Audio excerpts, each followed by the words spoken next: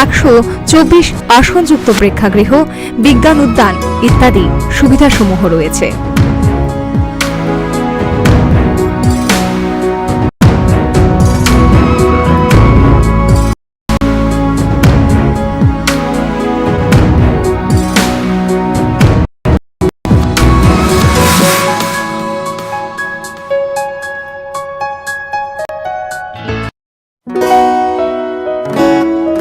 বদলেছে দিন, বদলেছে হাওয়া, প্রতি ঘরে সুশাসন সরকারের চাওয়া, যা রয়েছে বাকি জনগণের অধিকার।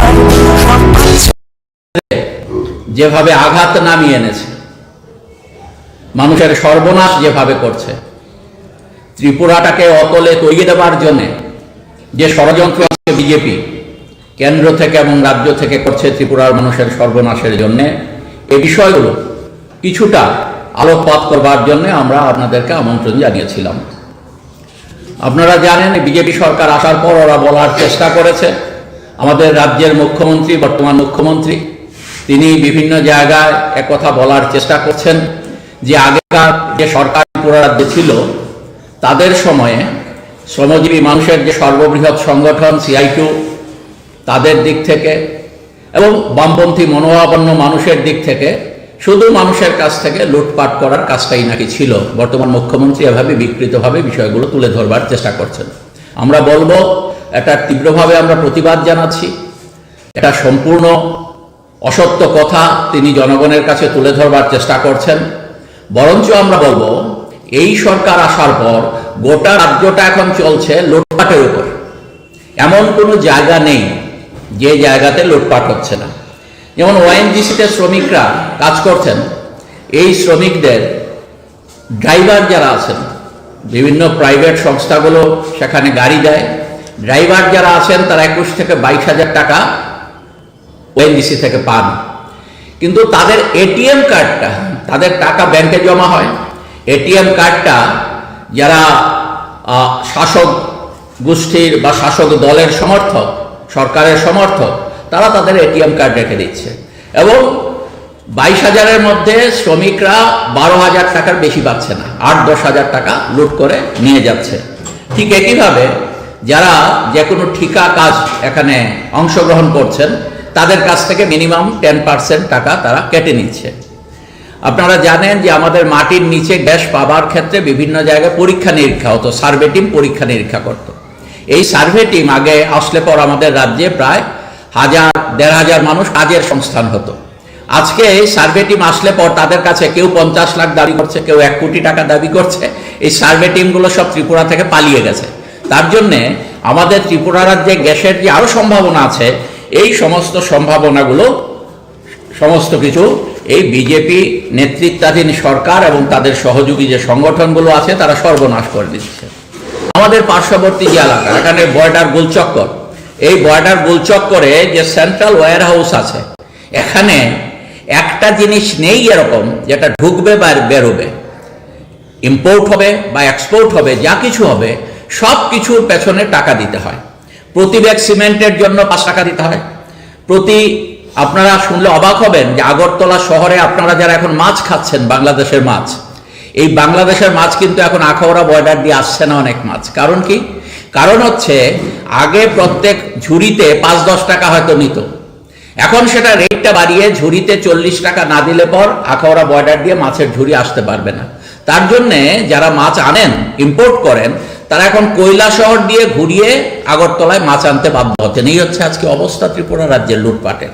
আমাদের এখানে যে গম ভারতবর্ষ থেকে যায় বাংলাদেশে, এই যাবার ক্ষেত্রে প্রতি গাড়িতে প্রতি টনে 3,000 টাকা করে দিতে হয়। কয়লার যে গাড়ি আসছে, সেই কয়লার গাড়িতে প্রতি গাড়িতে 500 টাকা করে দিতে হয়। আমাদের যে স্টোন চিপস আছে, এই স্টোন চিপসে আবার নিজেদের পারিবারিক সমস্যা।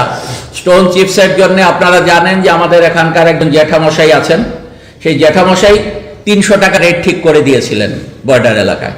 তো জ্যাঠামশাই থেকে আবার নতুন প্রজন্ম যারা বেরিয়ে এসছে, ভাতিজা না ভ্রাতুষ্পুত্র, তো সেখানে তিনি এসে বললেন যে 700 টাকা হবে রেট এখন। সেখানে স্টোন চিপসের জন্য 700 টাকা রেট হবে। সেখানে লক্ষ্য করা যাচ্ছে যে কোনো সিরিয়াল মেনটেন হচ্ছে না। যার যেরকম পছন্দ, যে যত বেশি টাকা দিতে পারছে, 150 মতো গাড়ি সেখানে কাজ করছে। এই সবগুলোতে কোনো রকম সিরিয়াল মেনটেন করা হচ্ছে না। আপনারা যদি যান জিরানি এলাকায়, সেখানে রেল গাড়ি থেকে মালপত্র নামে। এই রেলগাড়ি থেকে যে মালপত্র নামে, এই মালপত্রে প্রায় 1500 গাড়ি সেখানে আছে। এই 1500 গাড়িতে মাল প্রতিদিন সেখানে পরিবাহিত হয় ট্রেনে করে আসলে। পার ট্রাকে 5000 টাকা করে দিতে হয়। এই যে পাথর স্টোন যেগুলো আসে, এই স্টোনগুলো বহন যে গাড়িগুলো করে, তার জন্য তুলা হিসেবে প্রতি গাড়িতে 5000 দিতে হয় পার মান্থ। তাতে 1500-এর মতো গাড়ি প্রতি মাসে 75 লক্ষ টাকা সেখানে তুলা আদায় করা হচ্ছে। এটা শুধু স্টোনের ক্ষেত্রে হিসাব বলছি আমি। শুধু তো স্টোন আসে না আমাদের ত্রিপুরা রাজ্যে রেলে করে, তেল থেকে আরম্ভ করে আমাদের নিত্য প্রয়োজনীয় বহু সামগ্রী ত্রিপুরা রাজ্যে আসছে। এই সমস্ত কিছুতে তুলা না দিলে পর সেখানে চলছে না। আমাদের যারা শ্রমিকরা আছেন, এই যে ধরুন বটতলাতে, এই শ্রমিকরা গাড়ি যদি সিন্ডিকেটে ঢোকাতে হয়, 1000 টাকা না দিলে পর গাড়ি ঢুকে না। আমাদের এই সিন্ডিকেটের গাড়ি যারা চালান বা সেখানে একসাথে মিলেমিশে সেখানে সবাই যারা গাড়ি চালান, সেখানে প্রতিদিন পার্কিং ফি তাদের এই বটতলার নিচে 10 টাকা করে দিতে হয়, অর্থাৎ মাসে সেখানে 300 টাকা না দিলে পর তাদের চলে না। আমাদের এখানে একটা টিআরটিসি স্ট্যান্ড আছে, সেটা সরকারি জায়গা, মানে সরকার নিয়ন্ত্রিত জায়গা। আগে আমাদের রাজ্যে যারা মানে শীতবস্ত্র বিক্রি করবার জন্য ভুটান থেকে বা এরকম বিভিন্ন এলাকা থেকে আসতেন শীতকালে, তাদের জন্য তো টাকা দিতে হতো না তাদেরকে। আজকে আমরা তথাকথিত শ্রমিক দরদি সেজে বিএমএস এর হয়ে কাজ করেন বা বিজেপির হয়ে কাজ করেন নেতারা, তারাই ভুটানি যারা গরিব মানুষ, কোনোভাবে তারা অন্ন বস্ত্রের ব্যবস্থা করেন, এগুলো বিক্রি করে। তাদের কাছ থেকে টিআরটিসির জায়গা, এই জায়গা তাদেরকে বসার ব্যবস্থা করে দিয়ে 3 লক্ষ টাকা সেখান থেকে তোলা আদায় করে নেওয়া হয়েছে। ওএনজিসির পাশে একজন ভদ্রলোক সেখানে বাড়ি করবেন। ভদ্রলোককে বলা হয়েছে, খুব সংকেতপূর্ণ কথা, ভদ্রলোককে বলা হয়েছে যে বাড়ি করতে গেলে পর 2 লক্ষ টাকা না দিলে পর বাড়ি করতে পারবেন না। এখন এই ভদ্রলোক বাড়ি করাটা বন্ধ রেখেছে, আবার তাকে সতর্ক করে দেওয়া হয়েছে, যা করবেন মার্চ মাসের আগে দিয়ে দেবেন, কারণ বিজেপিরা বুঝতে পারছে মার্চের পরে আর ত্রিপুরা রাজ্যে থাকবে না। বিজেপিরা এটা পরিষ্কার বুঝতে পারছে, তার জন্য বলছে 2 লক্ষ টাকা যে আপনি দেবেন, এটা মার্চ মাসের মধ্যে দিয়ে দেবেন। তাদের তুলা আদায়ের সীমানা তো পরিসীমা নেই। বিএমএস এর ওরা 2021 সালে ওএনজিসির সমস্ত শ্রমিক কর্মচারী থেকে ওরা 2000 টাকা সংগ্রহ করেছে, সমস্ত প্রত্যেকের কাছ থেকে 2000 টাকা 2021 সালে সংগ্রহ করেছে। আবার সম্প্রতি ওরা দিল্লি যাবে বলে বিএমএস এর কি কর্মসূচি, তার জন্য প্রত্যেক কর্মচারী থেকে ওএনজিসির 500 টাকা করে বিএমএস এর লোকজন সেখানে সংগ্রহ করেছে।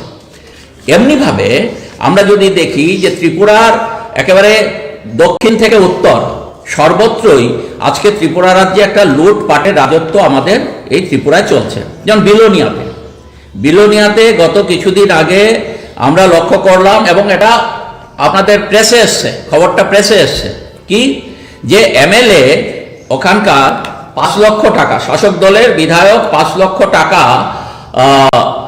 সেখানে দাবি করেছেন, নিয়েছেন একজন গভর্নমেন্ট অ্যাডভোকেট থেকে। বিজেপি দলের তিনি সমর্থক, না হলে গভর্নমেন্ট অ্যাডভোকেট হতে পারেন না, এপিপি বিলোনিয়া কোর্টের।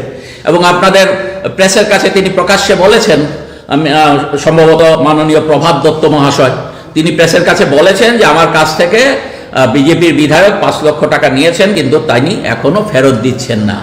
আমি বলেছি দেওয়ার জন্য, মানে লুট কিরকম চলছে, টাকা নিলে টাকা ফেরত দেওয়াটা প্রয়োজন এটা মনে করেন না। আপনারা দেখেছেন যে এই বিলোনিয়াতে এরকম ঘটনা ঘটেছে, এটা গত 3 দিন আগের ঘটনা আমি বলছি, যে টেটে একজন বিলোনিয়ার মেয়ে তিনি কাজ পেয়েছেন সাবরুমের একটু প্রত্যন্ত এলাকায়, কিন্তু ওনার পরিবারে বিভিন্ন সমস্যা আছে সেখানে গিয়ে কাজ করা। তো তার জন্য তিনি কর্তৃপক্ষের কাছে সেখানে বলেছিলেন যে আমার সেখানে যদি একটু বিলোনিয়ারই যে কোনো জায়গায় সুবিধাজনক জায়গায় সেখানে দেওয়া হয় তাহলে আমার পক্ষে সুবিধা হয়। কিন্তু তার জন্য তার কাছে স্রেফ মডিফিকেশনের জন্য তার কাছে 1.5 লক্ষ টাকা ডিমান্ড করা হয়েছে। 1.5 লক্ষ টাকা ডিমান্ড করা হয়েছে।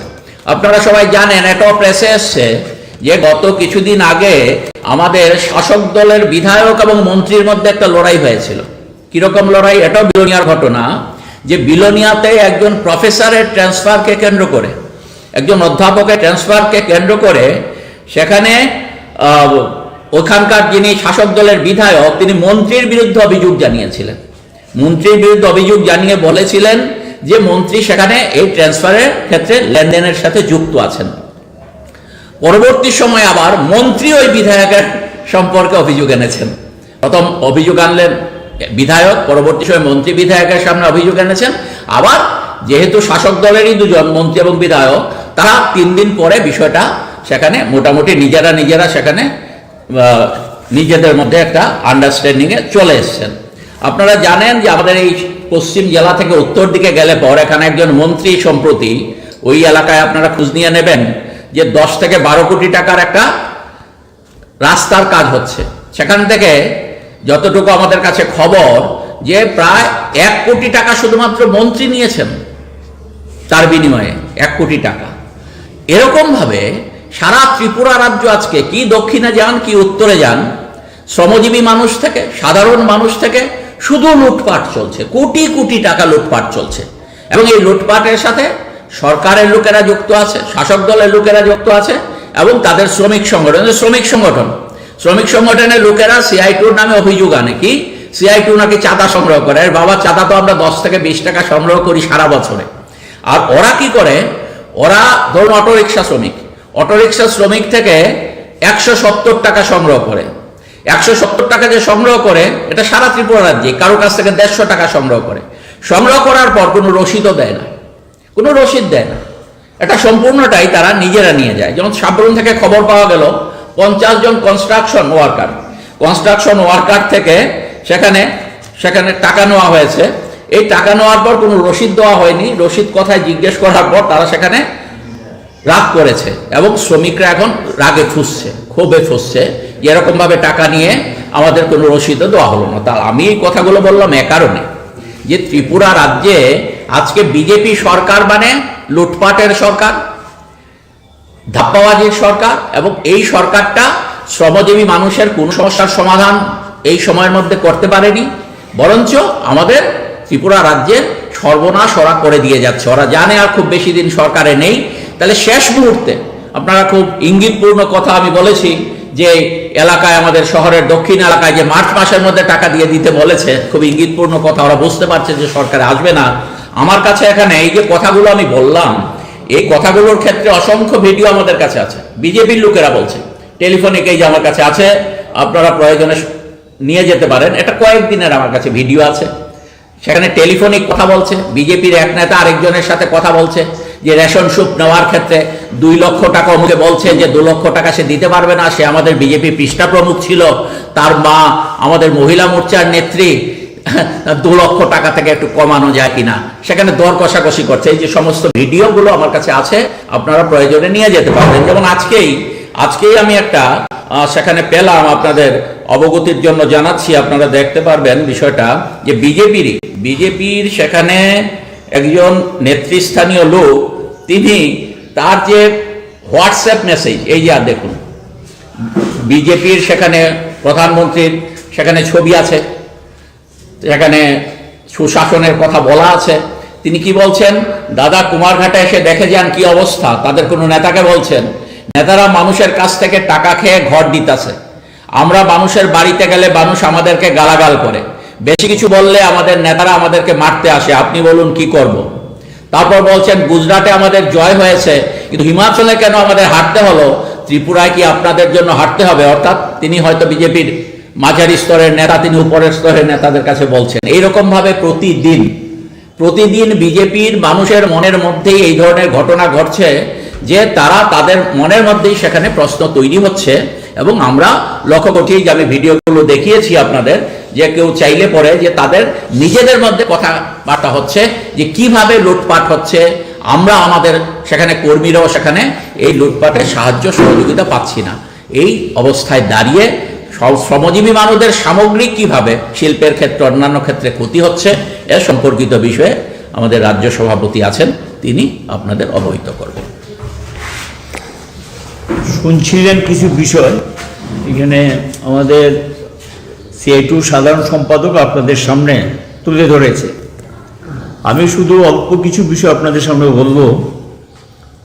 তারা এখন সারা রাজ্যে চষে বেড়াচ্ছেন শ্রমজীবীদের জন্য নাকি তারা অনেক কিছু করেছেন। রেগার কাজ আপনারা জানেন, শ্রমজীবী যারা গরিব মানুষ বাম সরকারের সময় 80 থেকে 95 দিন কাজ পেতেন, এখন তারা 25 থেকে 30 দিন এভারেজে কাজ পায়। তাও মজুরি যেটা ঘোষিত তা পায়নি, 340 টাকা দেয়নি, 200 দিন তো দূরের কথা, 30 থেকে 35 দিনের বেশি কাজ পায় না। কিন্তু যারা বিজেপির সর্দার বা বাইক বাহিনী, এখন ওয়েবসাইট ঘাটিয়ে সেটা বেরিয়ে আসছে নেট থেকে, যে এরা কিন্তু অনেকে 100 ম্যান্ডেজে কাজ করে নিয়েছে, ফুল মজুরি পেয়ে গেছে কাজ না করে, এমনটা চলছে। 12-এর ক্ষেত্রে সেই শহর এলাকায় কোনো কাজ নেই।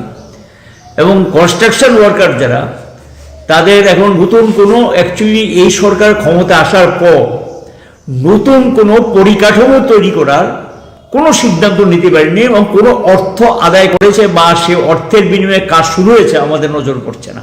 এগুলি আগের ঘোষিত প্রকল্পই এখন পর্যন্ত কাজ চলছে। তো যত বেশি সেখানে নতুন প্রকল্প আসবে তত বেশি কিন্তু শ্রমজীবী যারা, বিশেষ করে নির্মাণ শ্রমিক, রাজমিস্ত্রি, কাঠমিস্ত্রি, যোগালি, মাটি কাটা শ্রমিক, ব্রিকফিল্ডের ওয়ার্কার, ইট যত ব্যবহার হবে কাজ তত বাড়বে। এবছর একটা ভালো সংখ্যক ব্রিকফিল্ড বন্ধ করে রেখেছে, ইটের বিক্রি নেই, এবং নির্মাণ শ্রমিকরা সেখানে কাজ পায় না, কাজের জন্য হন্য হয়ে ঘুরছেন। মজুরি কমে গেছে, আগে যে মজুরিটা পেতেন বামফ্রন্ট সরকারের সময় মজুরি কমে গেছে। একটা শ্রমের, বেকার শ্রমের বাজার তৈরি করছেন। পরিবহনের ক্ষেত্রে লক্ষ্য করা গেছে একটা ভালো সংখ্যক অটোরিকশা, ছোট পরিবহন, বাস গাড়ি বন্ধ হয়ে গেছে, তাদের পোষায় না। পেট্রোল ডিজেলের দাম বেড়ে গেছে, যাত্রী ভাড়া, যাত্রী কমে গেছে, কারণ মানুষের আয় উপার্জন না থাকাতে যাত্রী কমে গেছে, এবং এই কারণে পেট্রোল ডিজেলের দামটাও বাড়ছে। তাদের পোষায় না বলে একটা ভালো অংশের গাড়ি বন্ধ করে দিয়েছেন। এখানেও পরিবহন শ্রমিকদের কর্মচ্যুতি ঘটেছে। তৃতীয়, এবং এই সেক্টরটা বড় সেক্টর, প্রায় 3 লক্ষ মতো ওয়ার্কার এখানে কাজ করেন এখানে। তারপরে তৃতীয় একটা সেক্টর যেটা লক্ষ্য করা গেছে, যেটা বাগিচা, আমাদের রাবার শিল্পগুলো ধুকছে, রাবার দাম পাচ্ছে না, সেখানেও গিয়ে যেই শ্রমিকরা কাজ পেতেন তাদের সংখ্যা কমেছে। ওইদিকে যদি আমরা তাকাই চা বাগানগুলোতে কি করে বলেন 176 টাকা, সেটা 2017 সালের 1 ডিসেম্বর বামফ্রন্ট সরকার ঘোষণা করে গেছে। এটা টালবাহানা করে তারপরে গিয়ে গত এপ্রিল মাসে ঘোষণা করেছে এটা কার্যকরী করার, গত এপ্রিলে, তাও কোর্টের নির্দেশে। এবং এটাও এখনো অধিকাংশ বাগানে পায়নি, কিন্তু সারা রাজ্য চষে বেরিয়ে বলছেন 176 টাকা মজুরি করে দিয়েছেন, পেয়ে গিয়েছে, ইত্যাদি ইত্যাদি বলছেন। আমার প্রশ্ন হলো 2017 থেকে 2022 পর্যন্ত বকেয়া মজুর তো খবরই নেই। মালিকরা লাভ করে নিয়েছেন, বাগান মুরগিতে উৎপাদন বেড়েছে, প্রচুর পরিমাণ লাভ তারা করেছেন, শ্রমিকরা কিছু পায়নি। বাগানে রেশন ঠিক মতো দিচ্ছে না, বাগানে জলের ব্যবস্থা নেই, বিদ্যুতের টাকা দিতে পারছে না, লাইন কেটে দিচ্ছেন, এবং শ্রমিকের ঘর করে দেওয়ার কথা, ঘরে দেয়নি। তারা বলছে শ্রমিকদের জন্য জায়গা দিয়ে দেবেন, 2-1টা জায়গাতে স্ক্যাটার 2-1টা লোক পেয়েছে, অধিকাংশ জায়গায় বাগানগুলিতে সেটা পায়নি। যে চা বাগানের শ্রমিকরা এখন বিপন্ন, এবং তাদের ঘোষিত মজুরি তারা পায়নি। শ্রম দপ্তর নির্বিকার, কোনো ভূমিকা নেই, কিন্তু আলবত এরা সেখানে পত্র পত্রিকায় বিজ্ঞাপন, রাস্তাঘাটে বিজ্ঞাপন, এবং ঘুরে বেরিয়ে বলছেন যে এগুলি নাকি সব কার্যকরী হয়ে গেছে, কিন্তু বাস্তবের সঙ্গে তার কোনো সঙ্গতি নেই। এইগুলো বাগিচা শ্রমিকদের অবস্থা। অপরদিকে যেটা আমরা লক্ষ্য করলাম, যারা স্কিম ওয়ার্কার, অঙ্গনারী, এই সময় তাদেরকে কি কাজ না করিয়েছে, NHM ন্যাশনাল হেলথ মিশনের যারা আছেন, আশা ওয়ার্কার যারা আছেন, তারপর ওইদিকে গিয়ে মিড ডে মিল ওয়ার্কার, তাদেরকে কিন্তু কোভিড পিরিয়ডে সমস্ত কাজ তাদেরকে দিয়ে করিয়েছেন, অতিরিক্ত কোনো মজুরি দেয়নি, অতিরিক্ত কোনো পয়সা দেয়নি, এবং গত 5 বছরে তাদের কোনো মজুরি বাড়েনি। কেন এমনটা হবে? ভারতবর্ষের অধিকাংশ রাজ্যে কিন্তু মজুরি বেড়েছে আগের চেয়ে, আর এই রাজ্যে মজুরি বাড়ার নিয়ে কয়েকদিন আগে মিড ডে মিল ওয়ার্কারদেরকে ঘোষণা করেছেন 500 টাকা বাড়িয়ে দেবেন, তাও বলেছে জানুয়ারি মাস থেকে। আসলে এটা পাবে কিনা আমাদের যথেষ্ট সন্দেহ তৈরি হয়েছে। এই লোকে স্কিম ওয়ার্কার, তার সংখ্যা হলো 40,000, এই 3-4টা স্কিমে 40,000-এর মতো কাজ করে। যারা অনিয়মিত কর্মচারী, ঠিকাদারি প্রথায় কেউ আছেন, আউটসোর্সিং আছেন, কেউ আছে পার্ট টাইম ওয়ার্কার, কেউ আছেন DRW, কেউ আছেন কন্টিজেন্ট, এবং এই জাতীয় ওয়ার্কার যারা আছে তাদেরকে কিন্তু 10 বছর অন্তর বাম সরকারের সময় রেগুলার করা হতো। ফিক্সড পে যারা 5 বছর পর রেগুলার হতেন, এই সমস্ত কর্মচারীদেরকে নিয়মিত করার কোনো পদক্ষেপ তারা গ্রহণ করেনি, এবং করতেও বলি না, নিয়মিত করেনি। এরা এখন তাদের কোনো মজুরি তেমনটা বাড়েনি। অর্থাৎ শ্রমজীবীদের বিরুদ্ধে এই সরকার কোনো ইতিবাচক কোনো ভালো পদক্ষেপ নিয়েছেন বলে আমাদের দৃষ্টিতে পড়ছে না শ্রমজীবীদের জন্য। কিন্তু বলছেন ই শ্রম কার্ড করেছেন, ঠিক আছে, 8.5 লক্ষ 9 লক্ষ, কখনো 9 লক্ষ বলছেন, কখনো 8.5 লক্ষ। এবং ই শ্রম কার্ডের এগেনস্টে তাকে তো কিছু দিতে হবে।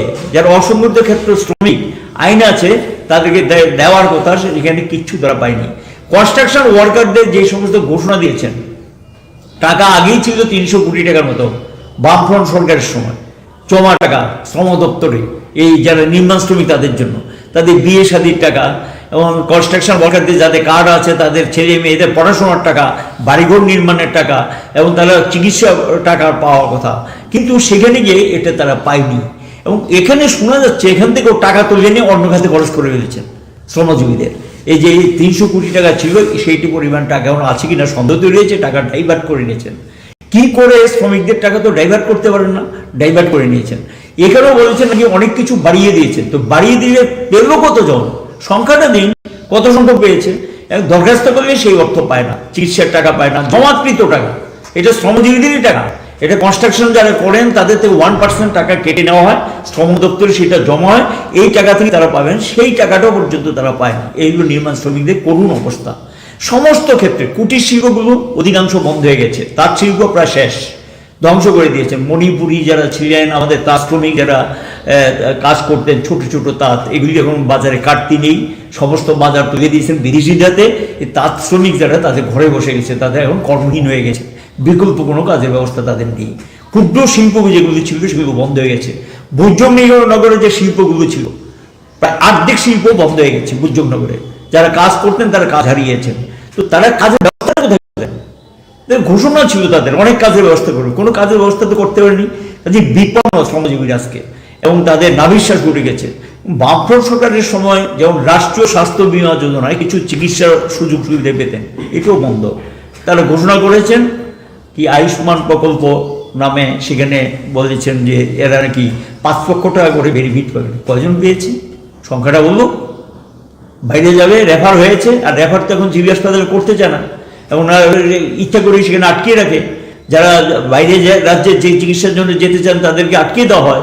তারপরও রেফার করলেও সেখানে গিয়ে যে অর্থটা পাওয়ার কথা শ্রমজীবীরা, গরিব মানুষ চিকিৎসার জন্য, সেই অর্থটা পাচ্ছে না।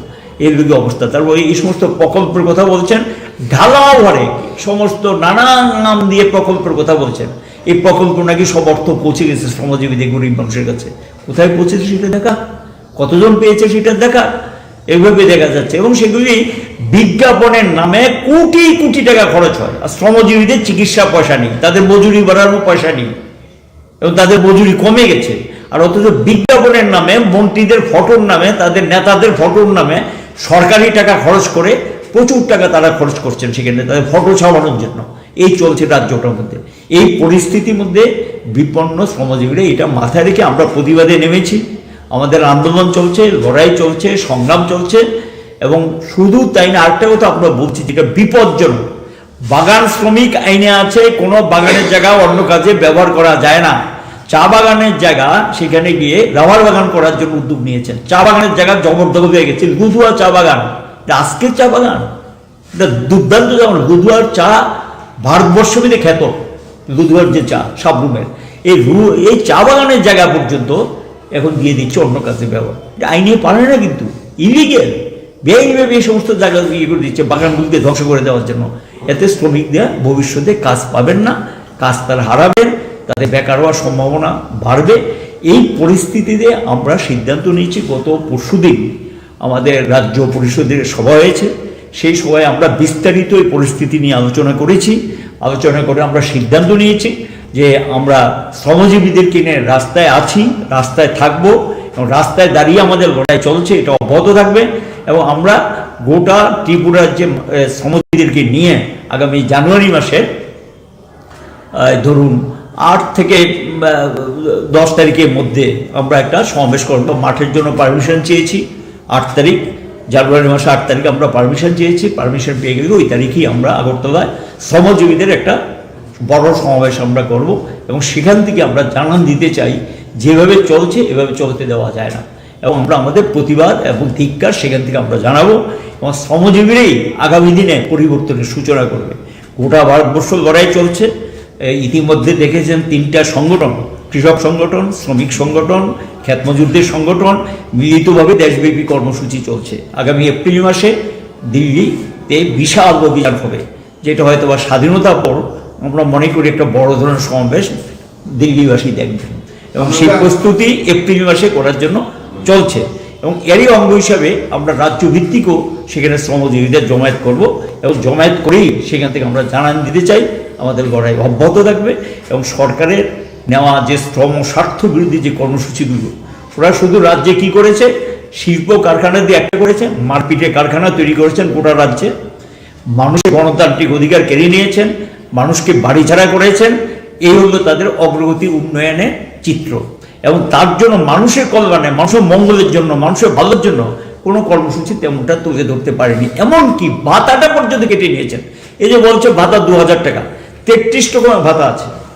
আমরা জানি 3টা ভাতার অংশ কেন্দ্রীয় সরকার দেয়, বয়স্ক ভাতা, শারীরিক প্রতিবন্ধী, আর ওইদিকে গিয়ে বিধবা ভাতার একটা অংশ। বাকি ভাতাগুলো তো রাজ্য সরকারের।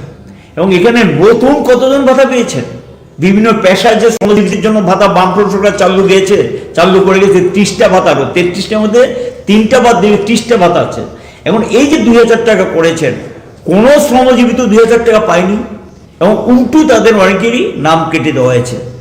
আমরা চাইলেও যারা উপযুক্ত তাদেরকে অবিলম্বে ভাতা দিক। আর ভাতার নামে ফর্ম নিয়ে বিলি করছেন, ভোটের আগে এগুলো লোক দেখানো ফর্ম বিলি করছেন। দেওয়ার যদি তাদের ইচ্ছা থাকতো, তারা যদি দিতেই চাইতেন, তাহলে 5টা বছর কি করলেন? আমরা চাইবো যদি দিতে হয় তাহলে আগামী এক সপ্তাহের মধ্যে দিয়ে দিই, ভাতা দেওয়াতে কোনো সমস্যা নেই, দিয়ে দিই। কিন্তু ভোটের আগে ফর্ম নিয়ে নিলেন, আর ভোটের পরে গিয়ে কিচ্ছু দেবেন না। কারণ ওরা বরঞ্চ ভোটের আগে যা বললে ভোটের পরে উল্টোটা করেন। 1,33,000 লোকের ভাতা তো কেটে দিয়েছে। এবং এই জায়গাতে তো একটা ভীতির পরিবেশ তৈরি হয়েছে। যারা ভাতা পাবো তাদের বক্তব্য 2000 বা 700 টাকা, 1000 টাকা হচ্ছে বড় প্রশ্ন, কখন আমার ভাতাটা কেটে দেয়। একটা ভীতির পরিবেশ কিন্তু তৈরি হয়ে গেছে। কারণ যারা ভোটের আগে ভাতা কাটবেন বলেননি, ভোটের পরে এসে 1,33,000 লোকের ভাতা কেটে দিয়েছে। আমি ধরলাম তার মধ্যে কিছু লোক মারা গেছেন, বাকিটাই তো কেটে দিয়েছেন। তাইলে এরা যদি আবার ক্ষমতা আসে, তাহলে আবার যে ভাতা কাটবে না তার নিশ্চয়তা কি? ওরা তো কেটে দিয়েছেন। কাজে মজুরি যে আরো কমবে না তারই নিশ্চয়তা কি? এই জিনিসগুলো কিন্তু শ্রমজীবীদের মধ্যে প্রশ্ন হিসেবে দেখা দিয়েছে। এই কারণেই আমরা শ্রমজীবীদেরকে নিয়ে আমরা সমাবেশের মধ্য দিয়ে জানান দিতে চাই যে এই পরিস্থিতির জন্য শ্রমজীবীরা রাস্তায় নামতে, তাদের কাজের জন্যই শ্রমজীবীরা রাস্তায় নামতে বাধ্য হয়েছেন। বাকি তো আমাদের জেনারেল সেক্রেটারি বলেছেন কিছু বিষয়। হ্যাঁ, মাঠ পেলে আমরা দেখি, মাঠ যদি পাওয়া যায় তাহলে আস্তাবল মাঠে করার চেষ্টা করি। মাঠ আমরা চেয়েছি, সরকারের কাছে মাঠ চেয়েছি, স্পোর্টস কাউন্সিল তাদের কাছে মাঠ চেয়েছি, মাঠ চেয়ে সেখানে আমরা করবো। এটাই তো মাঠটা আমরা চেয়েছি 8 তারিখে। আমরা চেয়েছি মাঠ পেরিয়ে আমরা এটা নিশ্চিত করবো। জানুয়ারি মাসে আমরা প্রথমার্ধেই সেটা করবো। জানুয়ারি মাসে প্রথমার্ধে আমরা করার জন্য আগরতলাতে করবো, গোটা রাজ্যে। এর মধ্যে আমাদের 4টি সংগঠন বিভিন্ন রাজ্যে বিভিন্ন জায়গাতে পদযাত্রা চলছে। এই সমস্ত স্থানীয় দাবি দেওয়া, শ্রমজীবীদের দাবি দেওয়া, কৃষকদের দাবি দেওয়া, খ্যাত মজুরদের দাবি দেওয়া, এই দাবিগুলি 14 দফা দাবিতে রাজ্যে বিভিন্ন জায়গায় পদযাত্রা ইত্যাদি চলছে।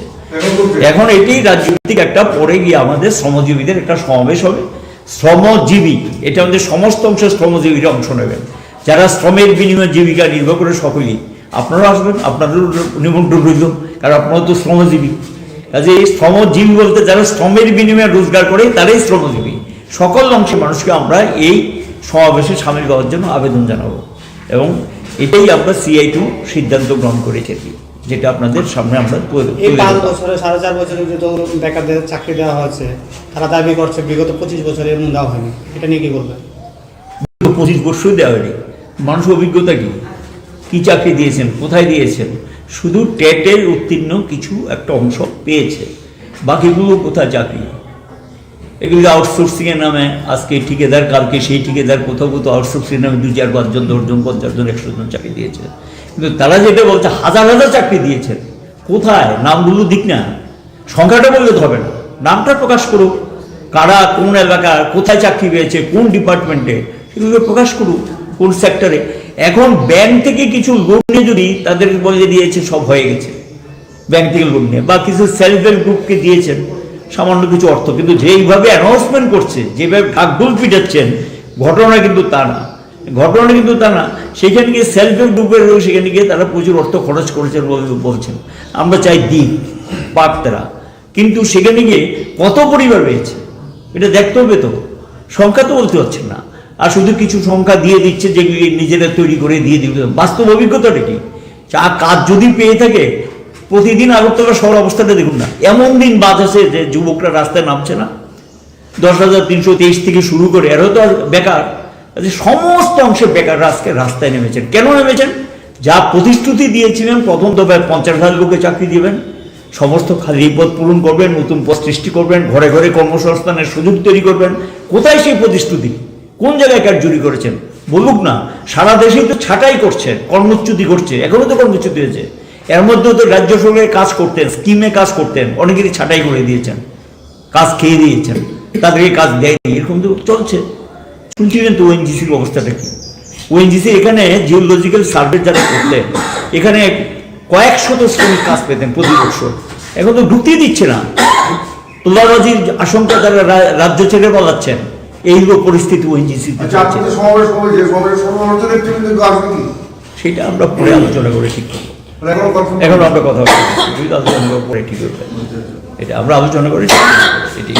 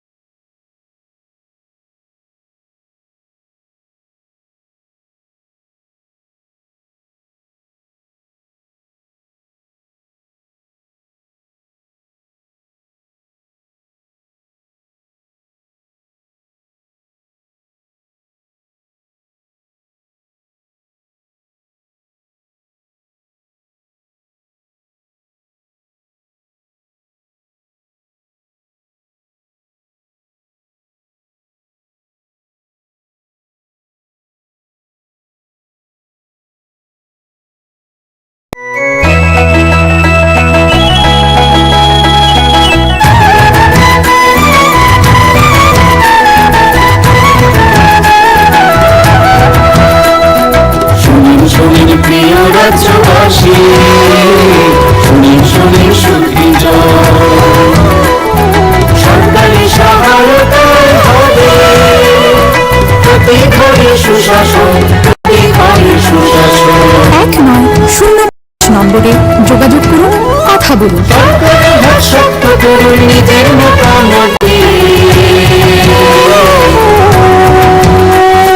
শুনুন শুনুন সুখী শুনুন শুনুন সুখী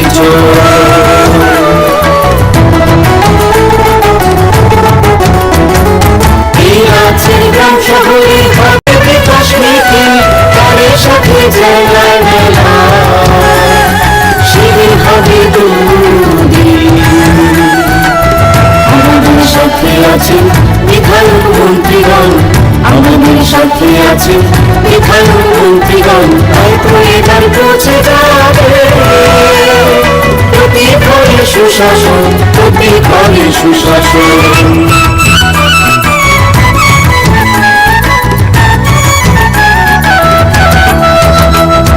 স্বাস্থ্য শিক্ষা দেশে তারপরে এসবের সুযোগ সুবিধা পাবেন জনগণ। সবার সাথে আছেন মোদির প্রশাসন, সবার সাথে আছেন মোদির প্রশাসন, এভাবে পৌঁছে যাবে প্রতি ঘরে সুশাসন, প্রতি ঘরে সুশাসন। শুনুন শুনুন প্রিয় রাজ্যবাসী শুনুন শুনুন সুখী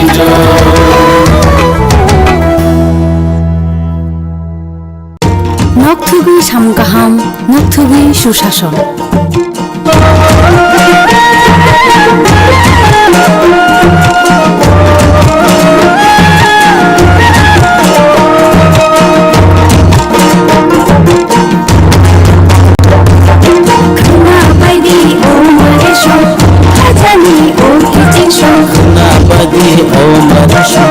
খাজানি ও পঙ্কজাং নগরু চুবাচু বুরুম বুরুম, পঙ্কজাং নগরু চুবাচু বুরুম বুরুম, হাসতে হাপানিয়া জাগদি কুথুম বুরুম।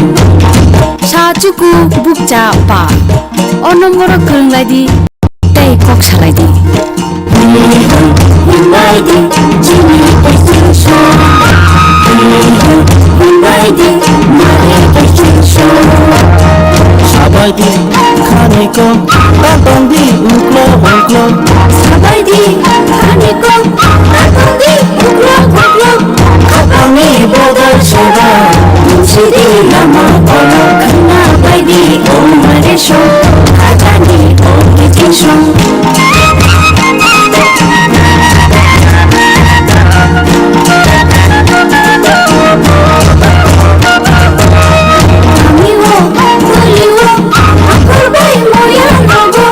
এমএলএ মন্ত্রীগণ হাসতেনি এমপি রগণ, মিটিংগো আচো লালা চাবলাইদি হামকাই মিকো, খানা বাইদি ও মারে শো খাজানি ও কিচিশো।